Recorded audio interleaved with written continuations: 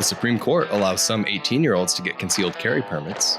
Plus, new polling data shows Trump underwater on the issue of guns. All this and more on the news update. No, the devil's got no hold on me. All right, ladies and gentlemen, welcome back to the news update. I'm contributing writer Jake Fogleman, joined as always by Reload founder Stephen Gutowski. The reload.com, of course, is where you can head on over today to sign up for our free weekly newsletter. It'll keep you up to date on all things happening in the world of gun politics and policy.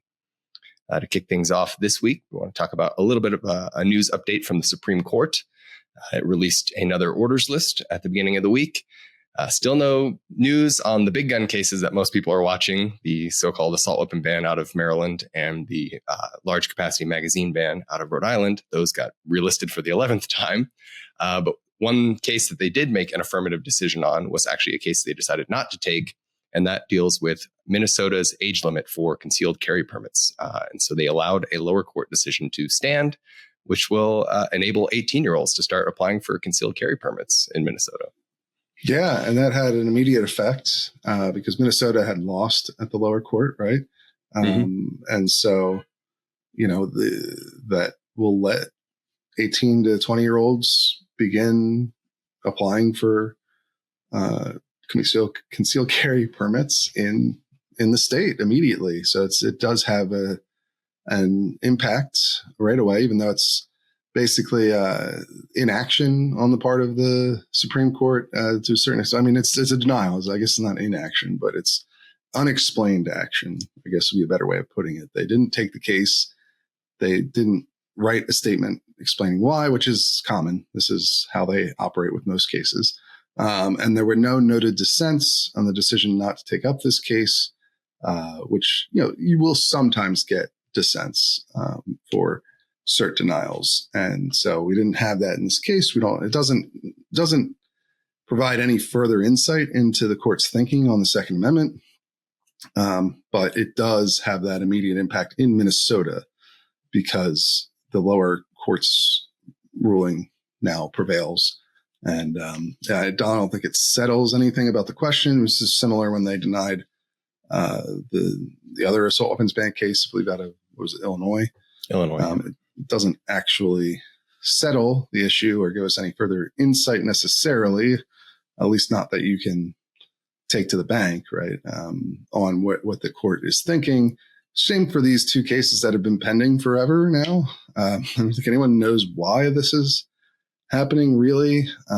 Sometimes the speculation is that they wait. If your case gets relisted, you may just be waiting on someone to write a dissent. Although if it gets relisted 11 times, 13, then that's unusual, and it's harder to read why that's happening. And honestly, it's better off just waiting for the court to actually say something. But even then, it's not always clear because sometimes, you'll get these. We've had a number of cert denials where you've had dissents or statements from, including that Illinois assault weapons ban case, from some of the justices, and they will say things that implies what the other judges are thinking. It doesn't necessarily mean that that's what the other justices are actually thinking. We don't know, right? You'll have these dissenting justices or justices writing a statement that claims the court is, I understand the court is doing this for X reason, but the court might not actually be doing it for that reason. It might just be kind of cope on their part. But anyway, the best way to tell what the court is thinking about something is to wait for them to actually say, with all of them in writing, what they're thinking. Because even questioning at oral arguments doesn't always translate to the outcome in an opinion. So, but when you go years and years between opinions on these issues, you kind of got to look at what's available. And so here we have another case where they've declined to take action. Doesn't necessarily mean that they think 18 to 20-year-olds should be allowed to or have a right to concealed carry licenses, but that is the effect of them denying this case in Minnesota. So significant impact, a little less certainty, on what exactly the court might be saying or not about it. Right. But it is fascinating because it had like you said, the immediate impact in Minnesota, and it also leaves a binding circuit precedent that 18-year-olds at least have some semblance of Second Amendment rights, which will affect not just Minnesota, but states throughout the Eighth Circuit, which is interesting. And it's also, like you said, it doesn't allow them to opine on the merits of young adults yet, but it's been one of the larger, more prominent, hot button Second Amendment issues that have kind of come through the courts recently, right? We've seen the 11th Circuit in Florida uphold age limits, 21-year-old age limits. We've seen other courts. The Fifth Circuit struck down the federal handgun sales ban, from licensed dealers. By 21. Dealers, right? So this is stuff that's percolating a lot through the circuit courts. So it's interesting to see them not take up a case and leave a ruling in place and sort of a hole in the way that it's not a federal hole necessarily, but at least it's a discrepancy in how the circuits are treating age limits. Yeah, absolutely. And this was a question that's maybe not the literal question about concealed carry permits might not have a circuit split, right? At least not that I can recall on age limits for concealed carry permits. But obviously, there's a pretty significant split on just gun rights of 18 to 20-year-olds generally, like whether they have gun rights at all. Essentially, I mean, that was basically what, well, I don't know. I don't want to go so far and say that's what the 11th Circuit held. They held they can't buy guns, or they don't have a right to buy guns. So that's a little different than not having any gun rights at all. I suppose they can still possess firearms and they can be gifted guns by their parents and so forth. So it's not quite a total ban. It's right up to the line. But yeah, I mean, obviously the issue of age restrictions is broadly unsettled. And this could have been a case where if the court wanted to speak broadly on the issue, they certainly could have. Although this court sometimes doesn't like to do that, right?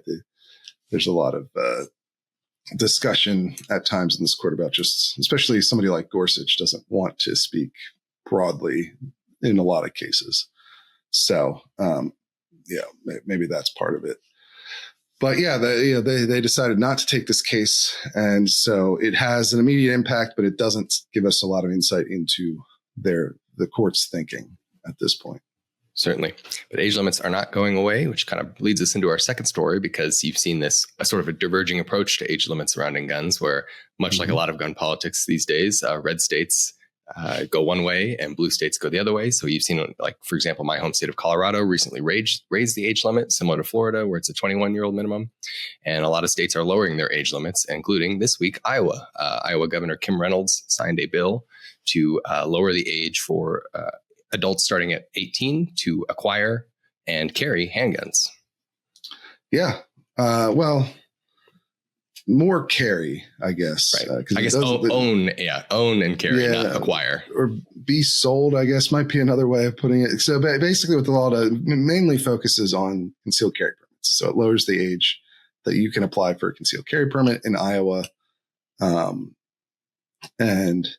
Which is significant, similar to what happened in Minnesota, but through legislation instead of litigation, which is interesting because frankly, that's where, as much as focus there's been on litigation in gun rights circles over the last decade, 15 years, or really since Heller, almost 20 years ago now. I think the gun rights movement has seen a lot more success through legislation, through the state level legislation, really. That's where you've seen the most progress happen. And the court, as we've talked about in the past, the Supreme Court certainly doesn't like to front run gun policy changes. Thus far, they've been on the back end of that stuff. Heller, handgun bans. The court didn't step in 1960 when handgun bans were very popular, the idea of them at least, if not the actual existence of them as laws. It stepped in 2008, well after the tide of public opinion had turned on the idea of banning handguns. Same thing with concealed carry, right? It didn't step in the 90s or 80s when concealed carry was widely banned. It stepped in 2022 after not only was carry not banned anywhere at that point, but even the more restrictive may issue permitting schemes had already been effectively wiped out through the vast majority of the country and states that represent, 3/4 of the population. And so it took care of the last quarter of the population, states that, the last dozen states that represent, quarter of the population or whatever. And so that was well after there had already been a shift in public opinion and a shift in the law. So it's maybe more interesting to see legislation on this front than it is a win on litigation. Not that it matters practically on the ground necessarily, but it's just that's how things have gone with gun policy in America over the last 20 plus years, or even longer, really, with some of these changes in attitudes. And so it makes obtaining a concealed carry license legal for anyone 18 to 20. It doesn't try to conflict with federal law, which still, despite that Fifth Circuit ruling, still applies and still bars federally licensed gun dealers like your local gun store or Bud's Gun Shop or any of these other, businesses that sell firearms. From selling to anyone under 21, handguns at least. And so it does change their state law about selling guns to on the used market, essentially, like private sales, where it makes it legal to sell, or it makes it not a crime to sell to anyone 18 to 20 years old. That's my reading of it, at least. Obviously, consult your local lawyers. It's not legal advice here, but just trying to report on what the law does according to the language in the bill. But so, it is, I think it's a significant step in that regard because it's legislation instead of litigation. Yeah, absolutely. But sticking to gun policy from the states, actually, at the federal level, we got a new poll from Fox News. President Trump's first 100 days in office is coming up soon. And so Fox coming up. I don't know if Fox said a first 100 days. A little premature, week, but trying to get out ahead of it, I suppose. Yes. But they polled Trump's approval number, like a typical 100-day poll. They pulled his approval numbers and then did a number of issues, seeing where voters stood. And we actually got a gun question for once, which is pretty rare in polls these days. Yeah. And it's either good or bad news for the president, depending on how you look at it, because, well, you are writing something up about it. So, I mean, it's an interesting poll. I mean, he's first off broadly bad news, right? Because he's underwater. It's he's 41% approval on the issue, 44% disapproval. So overall, he's not doing well. And that's actually, if fewer people approve of his handling of guns than approve of him overall. I think his approval overall is at like 44%, although his disapproval is much higher overall than it is with gun policy. That's one strong area. Not as many people. There's a lot more undecideds on guns. And I think we'll discuss why that might be in a minute. But basically, his disapproval is up over 50%, I think, in this poll. And overall, and his approval is at like 44%. So he's not as many people approve of him on guns as they do overall, and he is underwater in both areas. So it's negative overall. However, if you look at the rest of the issues, guns are actually one of the area where he's doing better than most. Border security is the only issue where he has a majority approval in this one Fox poll. There's a lot of other polls out there. They generally show the same thing of declining popularity through these first 100 days for the president. He had a honeymoon period, but it went away pretty fast. And now he's underwater. You look at any of the polling aggregators, whether it's Real Clear Politics or Nate Silver or 538 doesn't exist anymore, but they spun off into their own poll tracker. There's a lot of poll trackers out there, and they basically all show the exact same thing. But this poll gives us a little more insight into sort of specific issues and actually asks about guns, which is, as you mentioned, quite rare. But border security is where he does by far the best. I think he's at like 55% approval on that. Then you get to immigration, where he's not doing as well, and he is even underwater overall on immigration in this Fox poll. And you've seen that in a couple other polls recently too. But still at, I think, 44% approval. So that's his second best. I mean, border security and immigration are not the same thing, but they are connected, obviously. And then guns is actually right after that at 41% approval. So it is one of his best issues at the moment in what is a pretty bleak polling landscape for the president overall. But the other interesting bit about it too is if you look at the trend line, this is the first time they've asked in his second term, right? So we don't have a comparison to like last month or anything like that, but they asked about this in his first term, the same, Fox News poll.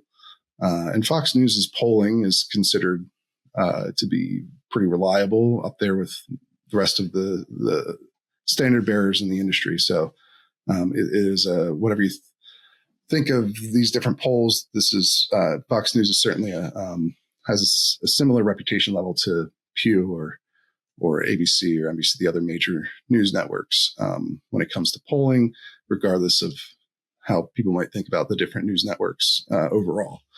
And so if you look at his first term numbers on guns, he is actually doing slightly better. It's similar level of approval. I think his worst poll had him down on guns, and this came about a month after the El Paso shooting in 2019. But he was, I think, at 36%, if I'm 35. remembering it correctly. Yes, 35. So pretty bad, but lower than certainly his number from this week. But also his disapproval numbers were much higher throughout his first term, hovering between 51 and 56%. And so he's only at 44% disapproval right now. And I think that's the approval number is actually pretty well in line with the other. They didn't poll this question that often in his first term, I guess. They only have 4 polls from those 4 years, but they all had his approval between, the other 3 were 40 to 42%. So he's about in line with where he was the first term on approval for guns, but he's got a much lower disapproval number. And he has a much higher don't know number.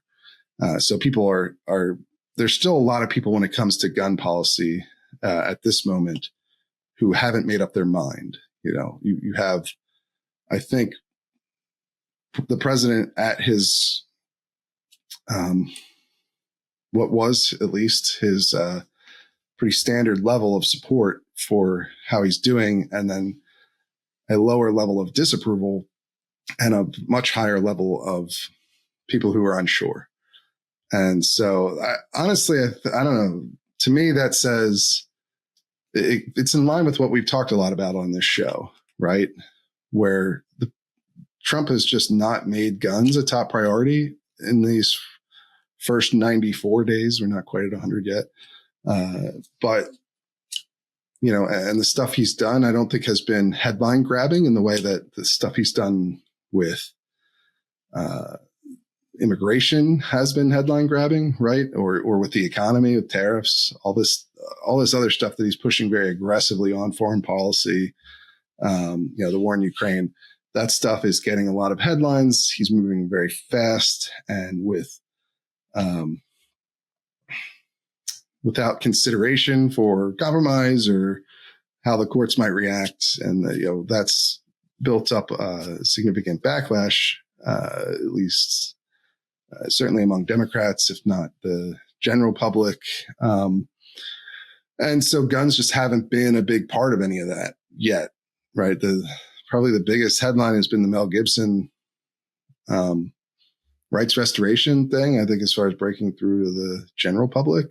And even that, I don't think got that much attention and is still sort of unclear exactly what happened there. The latest report we had from April was that they did go through with it, but it was supposed to show up in the Federal Register and it hasn't yet. So I don't know. But either way, a lot of what he's done so far on guns is we're going to review this or review that. And we're still waiting for the final action or the rights restoration process. We're going to do this, but we haven't heard any more details about that since they first announced they were doing it. It's a lot of, not that there hasn't been any action, right? It's just that it hasn't been nearly as aggressive and in your face in a lot of ways, for better or worse, as these other areas. And so that, I think, is why there's just such a high unsure level when it comes to how Americans feel about Trump's handling of gun policy to this point. That's my analysis of it, at least. I don't know if you have any other thoughts or possibilities there. I would say I think that's probably right. Maybe one other factor is that we just haven't really seen like a Parkland or an El Paso shooting, kind of like you mentioned. We had the Florida State shooting, obviously, but for a number of reasons that didn't capture the same amount of media attention. And so that always tends to, make a big difference in polling numbers, anything related to guns, whenever one of those events happens. So that could be another factor in addition to his sort of downplaying of the issue compared to, some of his bigger ticket items. But yeah, I think that's a very good insight. We really have not, guns have not been a top issue, have not been a main focus for a while now. Right. And I think that is in large part because we just haven't had as many major mass shootings as we historically were on track to. Like last year, the Violence Project counted 3 mass shootings where 4 more people were killed in a single incident that wasn't, related to some other sort of crime and, like gang violence or drug violence or whatever. This year, they haven't had a single one so far. I don't think anyone's really sure why that's happening. I think maybe it's something we should talk more with the folks from the Violence Project on a future podcast episode. But it is something that's happened. Like, we're just not as much attention right now. And that makes it a lower priority in people's minds. And maybe another reason they haven't really had a strong opinion yet on how Trump is handling this. And I would note too, this phenomenon of Trump having a lower approval on handling of guns than his overall approval, that also mirrors Joe Biden and how his presidency went as far as polling goes on the issue. From the very beginning with Biden, he had a higher overall approval than he did on guns. And that's probably, there's also probably another phenomenon where, especially with gun policy, the country is very polarized on this. And so each side has a very different set of ideas of what they want to see done. And so, and the reality is that the president doesn't have the power to just enact what he wants on any given issue. And certainly, Trump might be trying in a number of ways to do that. And why he's run into a lot of court resistance, even at the Supreme Court, on a number of these attempts to sort of push through policies through executive order alone. But because there's such high polarization, and it's difficult for the president to actually enact the policies that his own supporters want, and the issue is just so highly polarized, I think you get this effect where even you're going to have most of the people who don't support the president are going to disapprove of how he's handling guns because they don't like his agenda. They don't like his view of what should be done. And then you also have, and then most of the people who support the president all do support his view of that question and will probably just respond as a marker that they support his agenda on his view of the issue.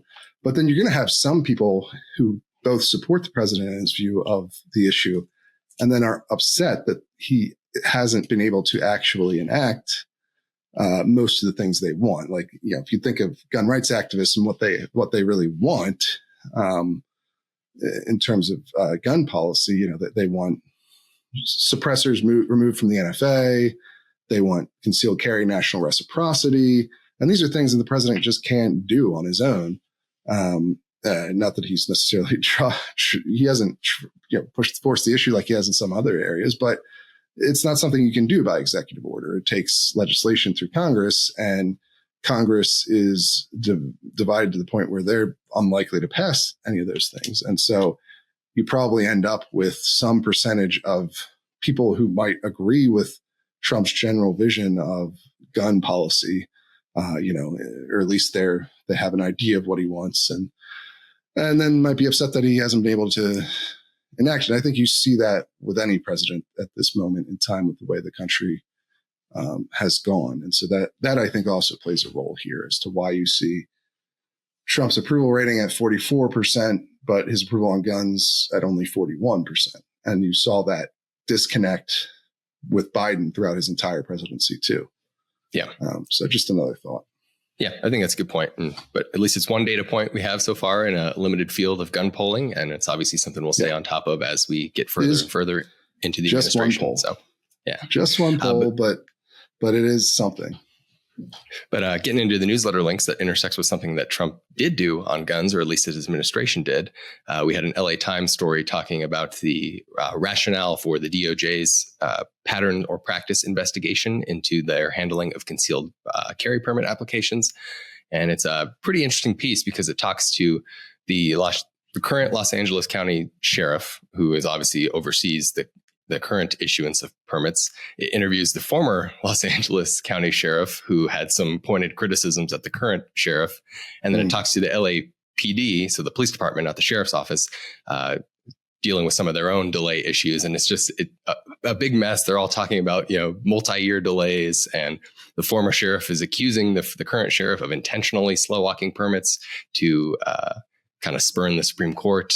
But he himself, when he was in office, had many allegations of doing the same thing and only giving permits to politically connected people. So there's just a lot going on there. And it's not necessarily a surprise, I think, that the DOJ is taking a keen interest in what's going on down there. Yeah, I mean, this is an area where they're doing the sorts of things that the Supreme Court certainly warned against doing in Bruin, right? Like we've talked before about how Bruin blesses shall issue permitting, at least in dicta, and in the Roberts-Kavanaugh concurrence. Yeah.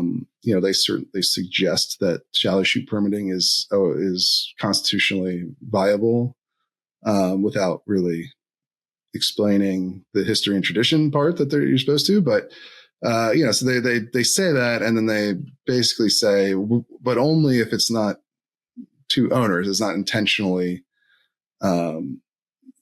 it's not only if the permitting system is not intended to discourage people from trying to get the permits, unduly, with things like extended wait times, unnecessary fees, just any other sort of unreasonable burden.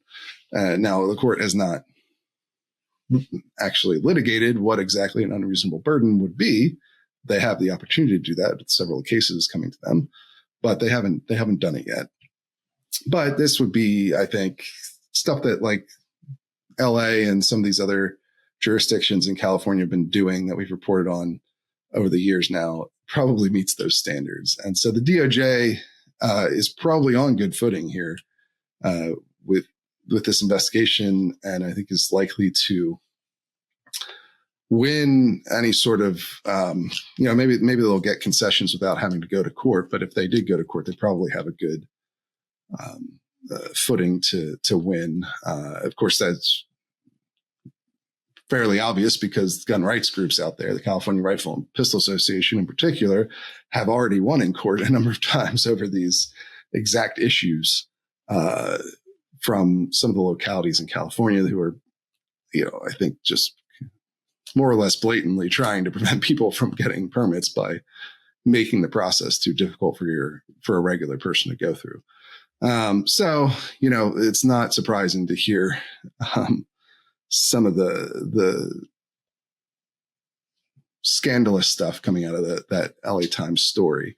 And I wouldn't be surprised if DOJ looks around for more cases like this down the line. I mean, yeah, we'll have to watch exactly how this unfolds, because this is another situation where they've announced something. They've announced this is something more concrete, an investigation, right? Not just a review with maybe a report coming later or what have you. This is a more concrete thing, a law enforcement investigation that could lead to legal action. And so we'll have to cover and see exactly what comes of that, or how that process goes, how serious they're taking it, and what the fruits of that investigation actually end up being. But I think there's a lot of strings to pull at, so to speak, that aren't exactly hidden away very, very well. It's fairly obvious what's going on down there in California. Yeah, I think that's exactly right. As we're coming up on time here, though, I know you wanted to let listeners know what you're up to this weekend, because you'll be headed down to the NRA annual meeting. Yeah.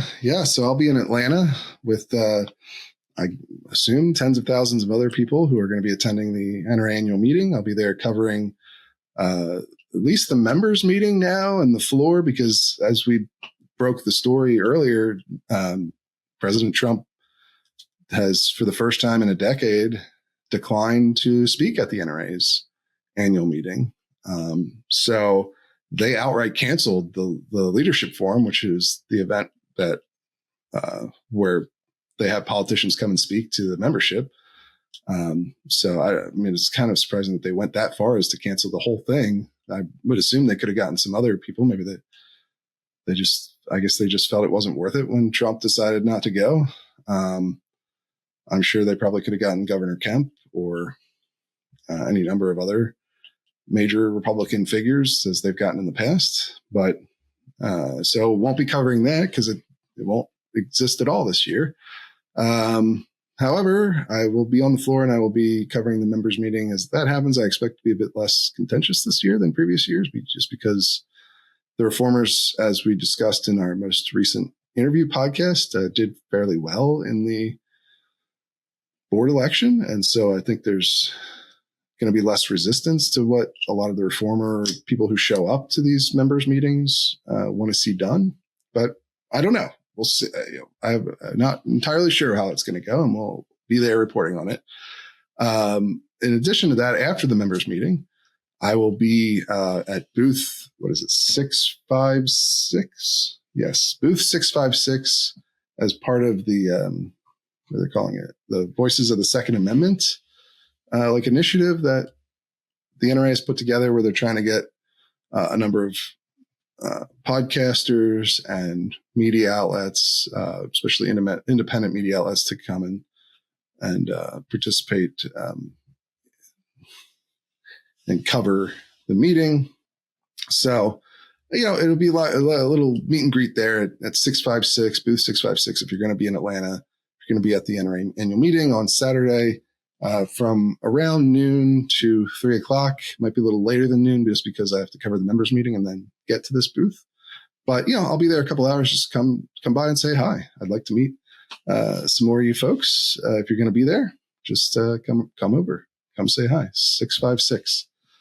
So looking forward to that. It should be a fun experience.